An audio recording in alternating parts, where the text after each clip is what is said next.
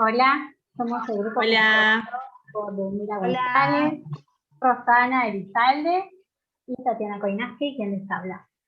Bueno, hoy queremos compartir desde este espacio aquellos aprendizajes de los conceptos que aprendimos de la materia, bueno, a partir de los interrogantes que como docentes nos hacemos, y surge la necesidad de pensar a la filosofía como una actividad que nos interpela, ¿sí? Y que al mismo tiempo diagnostica el presente para intentar dar una respuesta de lo que el presente es, ¿sí? A partir de entender que el conocimiento se encuentra comprendido en los diferentes contextos sociales y culturales. Bueno, intentaremos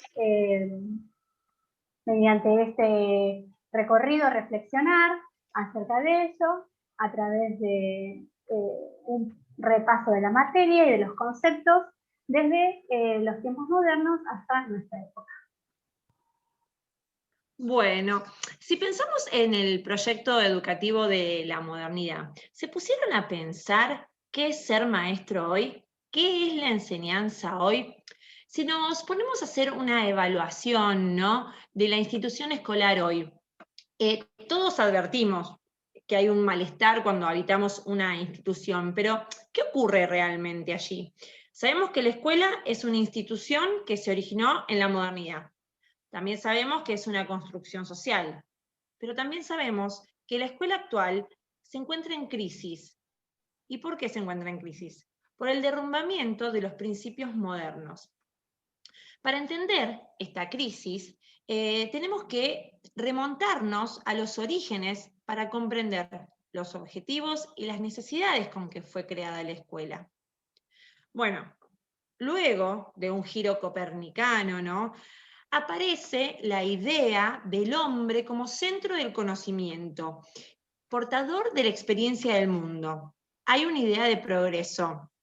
Entonces surge la noción de razón, ¿sí? Que podríamos decir que es el rasgo principal de la modernidad. La razón como la llave del conocimiento. La mayor obra que puede hablar o sintetizar la idea de razón es la Ilustración de Kant.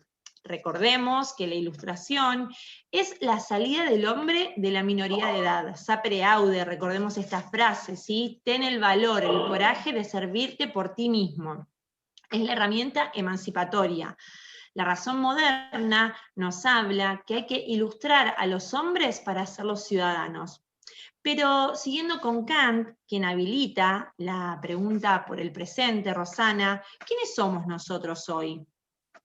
bueno, a partir de lo que estás planteando, Lu, justamente Tadeu da Silva viene a echar luz, ¿no?, sobre estas cuestiones y nos habla sobre el proyecto educativo moderno neoliberal, ¿sí? Entonces, en uno de sus textos revisa las críticas de las perspectivas postestructuralistas y neoliberales a los principios del proyecto de la modernidad, ¿no?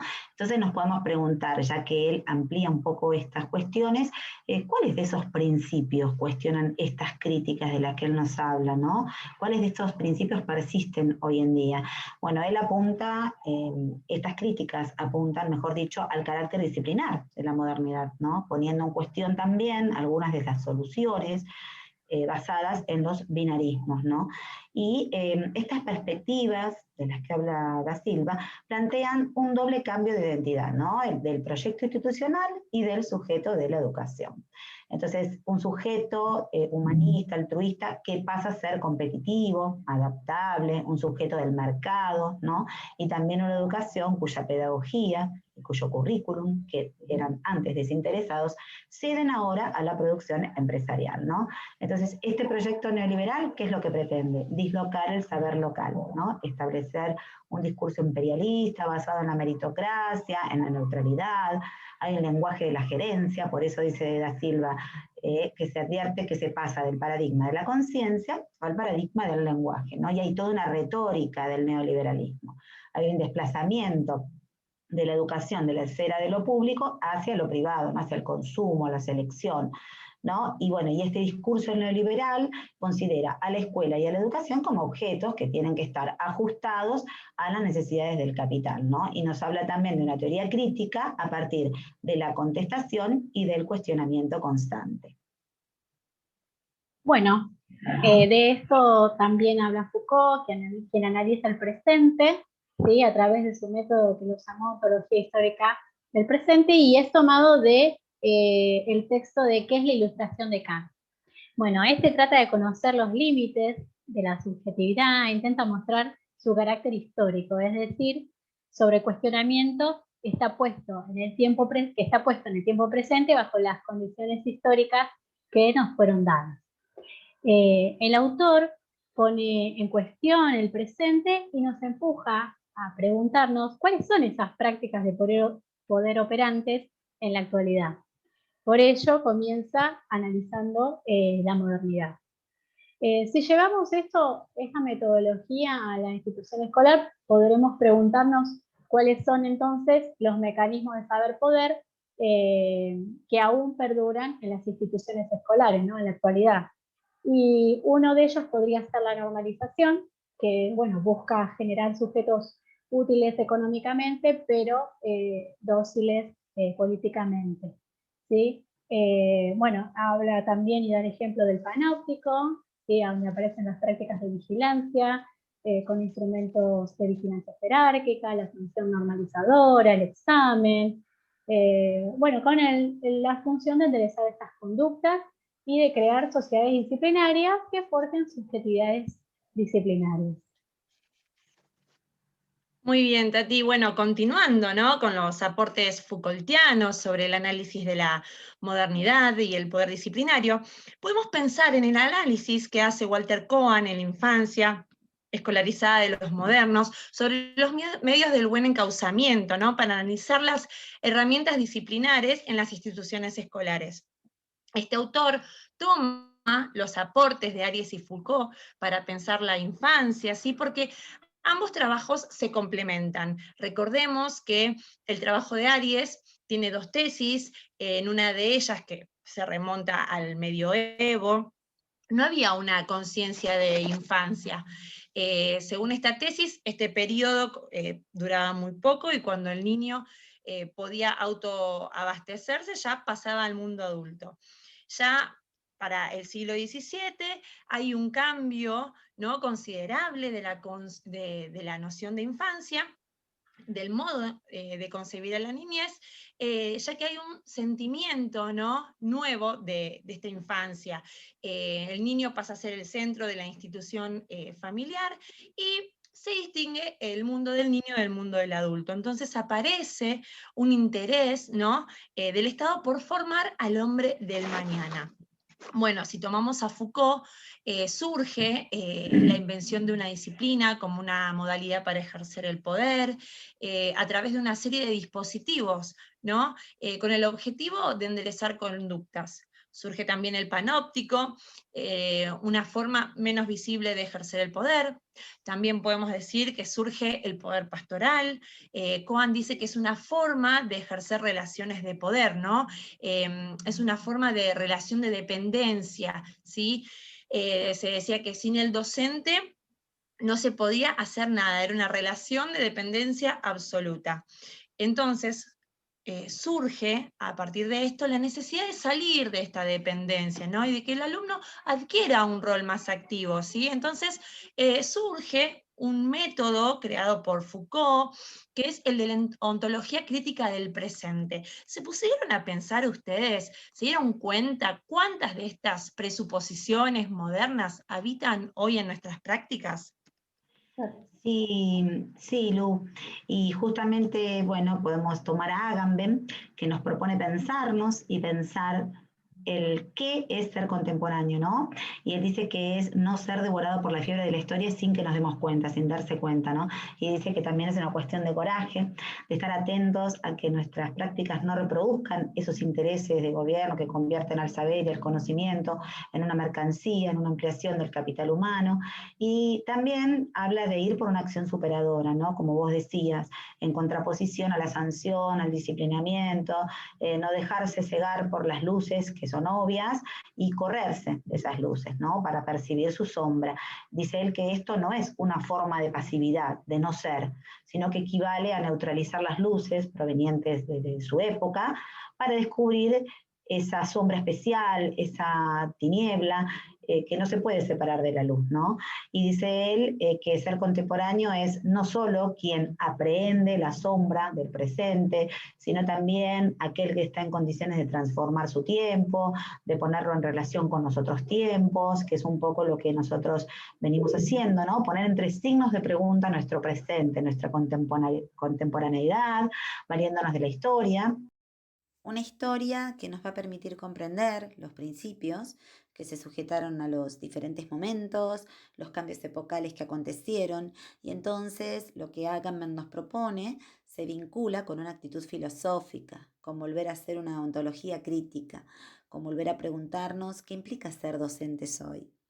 Entonces, historizar para comprender aún más nuestro presente. Y para ello entonces seguimos, ¿no? en esta reflexión compartida, ¿no, Tati? Bueno, retomando lo que le decía mi compañera sobre Ariel, Leukovic también toma el concepto de infancia y habla sobre la fragilidad del niño y del adulto. Este dice que según los estados nacionales, el niño es inocencia y fragilidad, y esta requiere de amparo y educación por parte del Estado para producir el futuro ciudadano. Podemos relacionar esto con Foucault, quien también afirmaba que se le excluía al niño del mundo moderno y se lo incluiría solamente cuando el niño fuera adulto, ¿sí? Entonces el niño desde esta perspectiva era visto como el hombre del mañana. También afirma que habría que suponer la infancia, esto significa no pensar en los chicos como hombres del mañana, sino como los chicos del hoy, ¿verdad? Por ello, lo que propone es pensar en esta fragilidad del niño, el cual establece relaciones cohesivas con las personas, y no de tipo sólidas como era en la modernidad. También lo que propone el autor es generar conducta y pensar en la escuela como un reencuentro con la alteridad, ¿sí? Un reencuentro para que el otro adquiera su lugar. Una escuela que construya subjetividades, que dé sentido, contrapuesto a lo que él denominó la metáfora del galpón, donde las instituciones escolares no son capaces de lograrlo y carecen de este sentido. Por otro lado, Bauman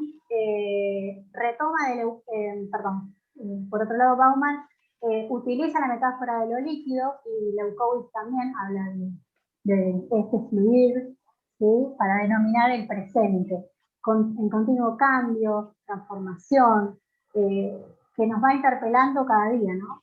En la actualidad, estos sólidos de la modernidad se diluyen y el poder de los estados nacionales es reemplazado por el poder global.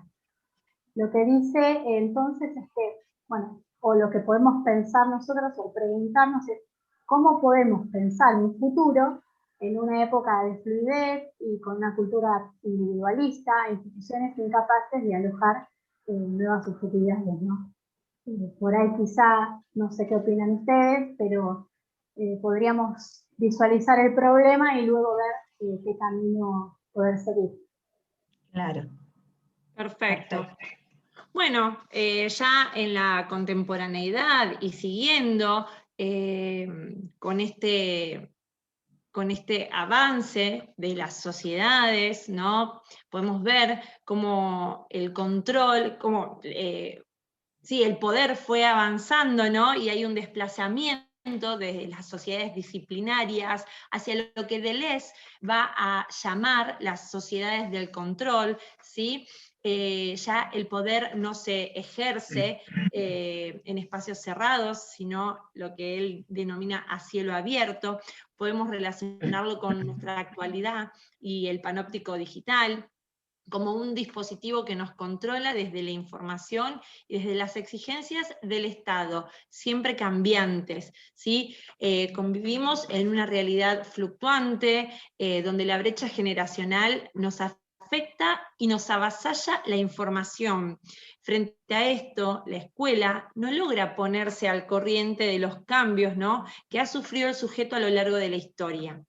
Frente a esto, Tiramonti habla de la encrucijada de la escuela en el cambio epocal, ¿no? Introduce el concepto de filtro cognitivo, donde sostiene que hay que transformar el rol pasivo del espectador en lector de los medios de comunicación, y esto lo propone como una salida a esta tensión. Para Mérier es imperante un cambio de paradigma si queremos que haya un después que garantice la igualdad de derechos de acceso a la educación. Bueno, vamos siguiendo con esta reflexión sobre nuestras prácticas que rompen con la lógica de la normalización y con este imperativo de la productividad que mencionabas, Mila, Tatiana, y con esta liquidez de la que hablábamos para hacer frente a estas cuestiones. Y bueno, y pensando que todo lo que acontece a nuestro alrededor, y especialmente en nuestras prácticas, es producto de las condiciones, ¿no? De posibilidad que nosotros, de las cuales nosotros también somos responsables y podemos hacer mucho como docentes. Y entonces aquí podemos apelar a la Rosa, ¿no? Que nos habla de la otredad de la infancia, ¿no? Que es aquello que inquieta lo que ya sabemos, que suspende lo que podemos, que pone en cuestionamiento los lugares que hemos construido para ella, ¿no? Este abrir y abrirse a la posibilidad de ser otra cosa, ¿no? De que el otro me transforme, generar contraconductas frente a esta liquidez de la que hablábamos, pensar nuevos proyectos de significación en términos de lo grupal, de lo colectivo. También aparece Rancière, ¿no? Que nos propone interrogarnos y preguntarnos cómo nos emancipamos nosotros y cómo hacemos para que nuestros alumnos se emancipen, ¿no? Y aquí podemos ejercer nuestro rol como agentes de cambio, ¿sí? Como sujetos críticos que también impulsan a nuestros alumnos, brindando la posibilidad de interpelar su realidad, ¿no? La realidad que los rodea, y también interpelarse a ellos mismos. Y bueno, entonces hay un desplazamiento de la función docente, de esta transmisión de conocimientos, de este maestro explicador, hacia el maestro ignorante, ¿no? Que propone oportunidades para reflexionar, para pensar, ¿sí? Dando lugar a la pregunta, reconociendo que los docentes no somos poseedores de un saber acabado, ¿no? Y el entusiasmo y las ganas de aprender día a día. Y Mejía también en esta línea nos resignifica lo que sería el vínculo, ¿no? Y este docente que se ofrece y este alumno que acepta este ofrecimiento, que para el cual cobra valor este ofrecimiento, y entonces se opera un consentimiento y entonces va a querer más, va a haber una demanda, ¿no? Y acá volvemos a hablar otra vez de la otredad y del saber como conector de subjetividades, ¿no? Para salir, como decimos siempre, de los principios heredados, ¿no? Volvemos a decirlo otra vez.